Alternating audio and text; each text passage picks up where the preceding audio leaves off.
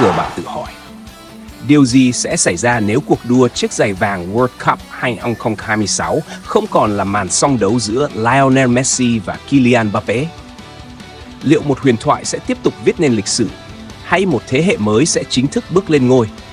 Câu trả lời đang dần lộ diện và những con số thực sự khiến cả thế giới phải bất ngờ. World Cup 2026 đang bước vào giai đoạn mà mỗi bàn thắng đều có thể thay đổi lịch sử. Kèo, không chỉ là cuộc chiến giành tấm vé đi tiếp, mà còn là cuộc đua cá nhân danh giá nhất dành cho những chân xuất sắc nhất hành tinh. Trong video hôm nay, chúng ta sẽ cùng phân tích toàn diện cuộc đua chiếc giày vàng World Cup 2026. Vì sao Lionel Messi vẫn dẫn đầu dù đã bước sang bên kia sườn dốc sự nghiệp? Điều gì giúp Kylian Mbappé bám đuổi quyết liệt? Và liệu những Erling Haaland, Harry Kane hay các ngôi sao phía sau có đủ sức tạo nên cuộc lật đổ ngoạn mục? Quan trọng hơn, chúng ta sẽ không chỉ nhìn vào số bàn thắng. Chúng ta sẽ phân tích cách các đội tuyển xây dựng lối chơi từ tuyến dưới, vai trò của những tiền vệ trung tâm, cách các tiền đạo khai thác khoảng trống, và vì sao đó mới là yếu tố quyết định ai sẽ chạm tay vào danh hiệu chiếc giày vàng. Nếu theo dõi đến cuối video, quý vị sẽ có một góc nhìn hoàn toàn khác về cuộc đua này. Không chỉ biết ai ghi nhiều bàn hơn, mà còn hiểu vì sao họ ghi được nhiều bàn đến vậy. Và bây giờ, chúng ta hãy bắt đầu double với cái tên đang khiến cả thế giới bóng đá phải nhắc đến nhiều nhất. Lionel Messi.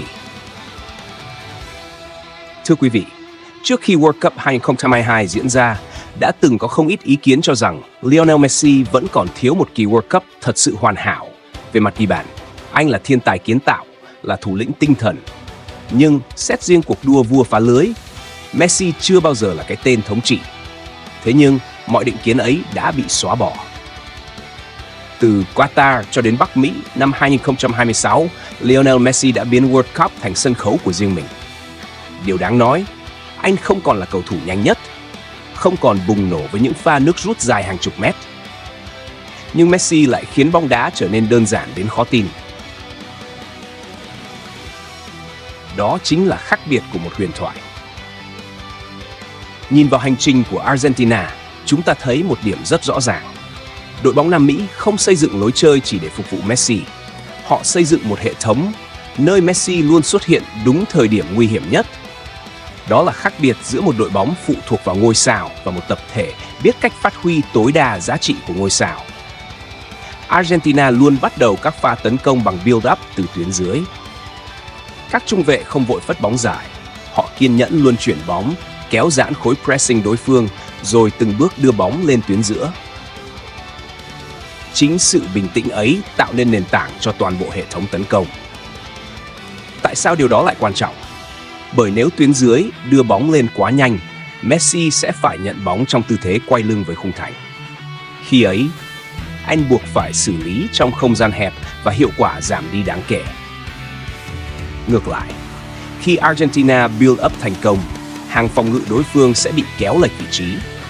Khoảng cách giữa các tuyến bắt đầu xuất hiện và chỉ cần một khe hở nhỏ, Messi lập tức khai thác. Đó là thứ bóng đá của tư duy, chứ không đơn thuần là tốc độ. Một yếu tố khác ít người để ý chính là vai trò của các tiền vệ trung tâm Argentina. Họ không chỉ chuyền bóng, họ điều khiển nhịp độ trận đấu. Có thời điểm họ giảm tốc, khiến đối thủ mất kiên nhẫn và dâng đội hình lên. Có thời điểm họ bất ngờ tăng nhịp, đưa bóng xuyên qua tuyến pressing chỉ bằng 2 hoặc 3 đường chuyền. Khi ấy, Messi gần như luôn ở đúng khoảng trống mà anh mong muốn. Điều này không phải ngẫu nhiên. Đó là kết quả của hàng nghìn giờ tập luyện của sự ăn ý giữa thủ lĩnh và các vệ tinh xung quanh. Và rồi, những con số bắt đầu lên tiếng. Messi ghi bàn trong 2 trận đầu vòng bảng. Anh lập hat-trick đầu tiên trong sự nghiệp World Cup vào lưới Algeria. Một cột mốc mà ngay cả những người lạc quan nhất cũng khó có thể hình dung trước giải đấu. Không dừng lại ở đó, Messi tiếp tục lập cú đúp trước Áo. Đó không chỉ là 2 bàn thắng thông thường. 2 pha lập công ấy giúp anh trở thành cầu thủ thứ 3 trong lịch sử ghi bàn ở 6 kỳ World Cup liên tiếp.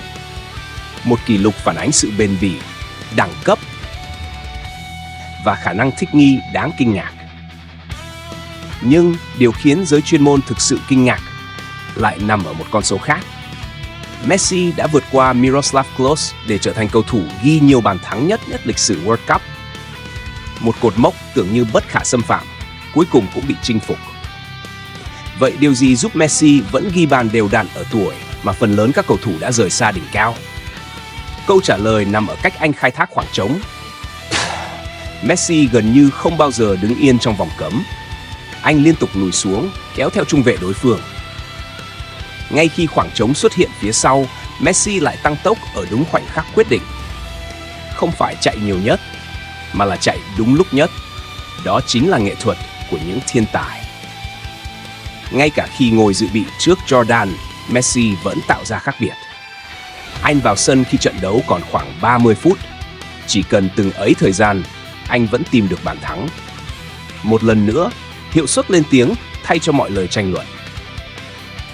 Rồi đến vòng 32 đội, trước Cape Verde, khi áp lực loại trực tiếp bắt đầu đè nặng lên mọi đội tuyển, Messi lại mở tỷ số trong chiến thắng 3-2 sau hiệp phụ.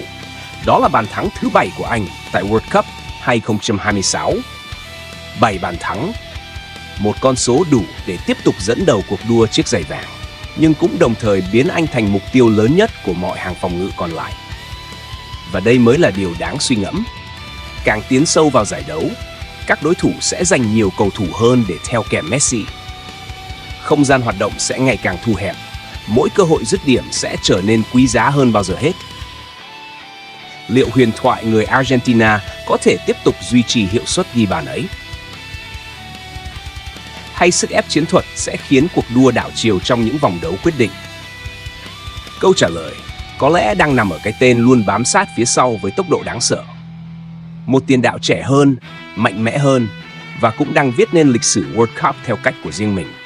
Đó chính là Kylian Mbappé. Và ở phần tiếp theo, chúng ta sẽ cùng giải mã vì sao đội trưởng tuyển Pháp đang trở thành đối thủ lớn nhất của Lionel Messi trong cuộc đua giành chiếc giày vàng World Cup 2026.